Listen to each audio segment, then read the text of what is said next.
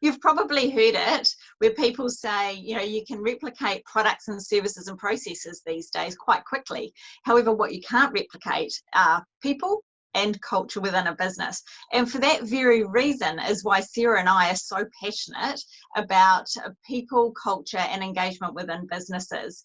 It's so often an area that just rolls out, it just happens. Whereas what we always say is, people and businesses put a lot of effort into coming up with customer promises and customer value propositions.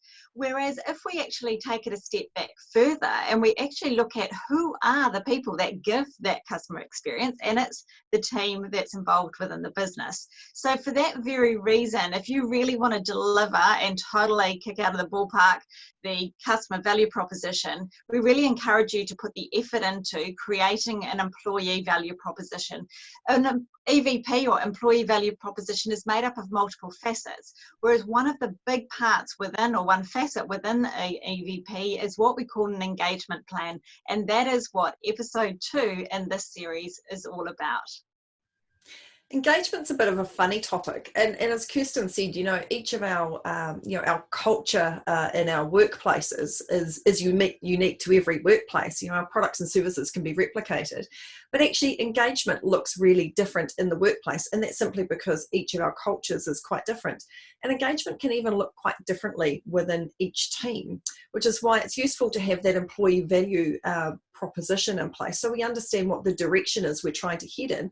But then we have the ability, when you're a team leader or a manager of a big team, that you actually take the time to build a plan that looks at what engagement's going to look like for your team. And that way you've got that macro level that you're looking at, so we know where we're heading, we've got that sense of direction and purpose, but actually then I've got something that I can customize for my team. So the first tip is around building that plan for your team, and the idea around that is so that you can seek to do things differently. You've got a team of really diverse people, so leveraging their thinking and their weird little quirks that they have, which make them unique and actually give them their point of difference, which is probably why you hired them, are the very things you're trying to capture, so that your team can become closer and evolve and grow together, so that they can achieve, those business objectives that you've been planning towards. And actually leveraging off those highs from those from a holiday you've had, or absences from the business for whatever reason, people come back with quite different thought processes. So actually tapping into it at that point in time can really give you some phenomenal insights into what the team might like to do to stay engaged and enthused in the workplace that helps achieve those objectives. And the key point is to get your people involved. Engagement and culture is an involvement process. So we must make sure we plan as a manager and have some ideas around what things might look like, but we get our people involved right throughout that process. Otherwise, it's quite interesting, Sarah, isn't it? Because otherwise, leaders come up with the plan, and if they go through into too much detail, then all of a sudden they actually lock themselves into a bit of a corner because they're only seeing engagement from their side. And so, like Sarah said, as a leader, it's important for you to come up with your insights and what your thoughts and feelings are around engagement and culture, but get the team involved. So the tip that I'm going to share with you is all around, well, how do we actually make that happen? So often, we have it where people will go off and they'll do an engagement survey once a year and think, oh, tick the box, done that. But they don't do follow-up, they don't put plans in place. So here's a quick tip that you can actually get some traction very, very quickly in regard to engagement with your team. And what it is simply to take a team meeting and actually just rejig it, turn it on its head. And instead of doing what you always do, which is usually probably very predictable, and I'll put that challenge out there, but what I'd also like you to do is just to go through and have a look at, with a set period of time, how could you actually leverage the diversity, leverage the passion, the energy, and the commitment of your team members. Now, people turn up to work to do a great job. They want to be involved in this sort of thing.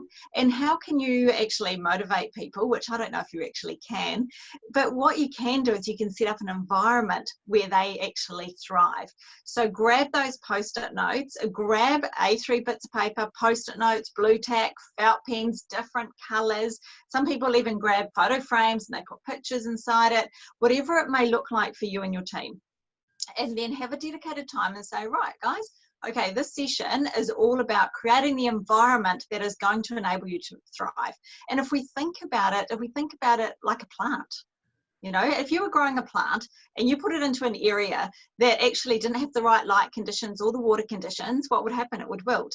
The same thing with people. We want it to thrive. So we want to make sure the environment and what we're feeding it and what we're working with them on is setting them up to thrive. So I always love to start off with post-it notes for everybody first. Get them to put their unique ideas down without the influence of anybody else around them. Because some people can be sort of swayed by others. This way, get everyone's idea down, then break into small groups, have discussions, then put it up on a wall with multiple different colors, and then start to see your engagement plan from a formal perspective, an ad hoc perspective, an individual, a team, and a business perspective come to light.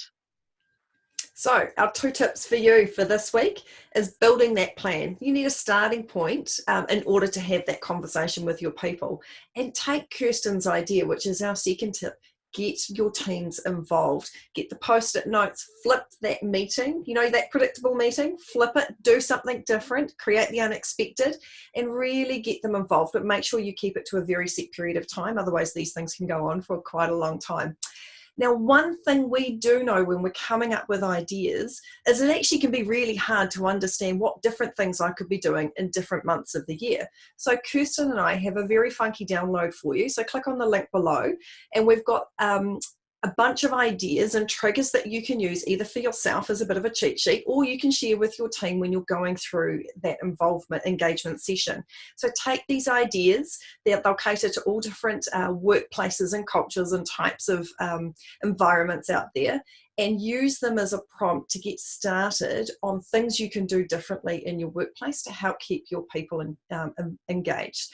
We hope you've enjoyed the session, and we look forward to speaking with you next week.